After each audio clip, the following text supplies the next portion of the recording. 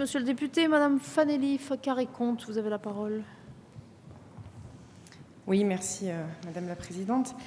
C'est la deuxième fois que nous avons ces discussions dans l'hémicycle et je voudrais d'abord en profiter pour saluer la grande tenue de nos débats, le respect de l'ensemble des positions exprimées. Je voudrais pour cela remercier nos deux rapporteurs.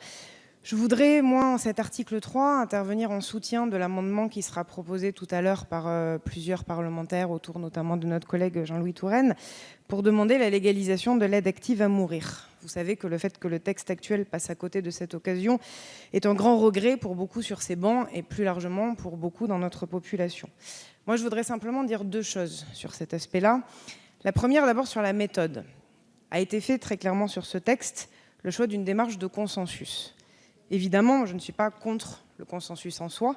Par contre, je voudrais simplement rappeler que je crois que la réalité, c'est que les grandes avancées sociétales dans notre pays ne se sont jamais obtenues au consensus et qu'il faut parfois assumer de faire bouger les lois pour faire encore plus ensuite bouger les opinions et les mentalités. Et donc je crois que sur la démarche, nous aurions pu de ce point de vue-là procéder autrement.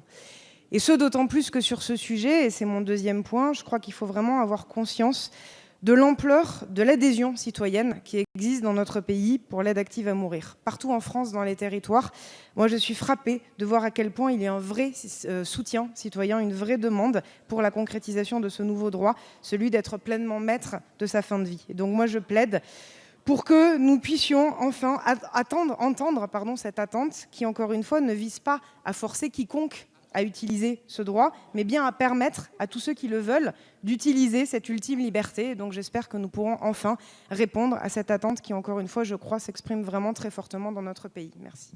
Merci Madame la députée. Madame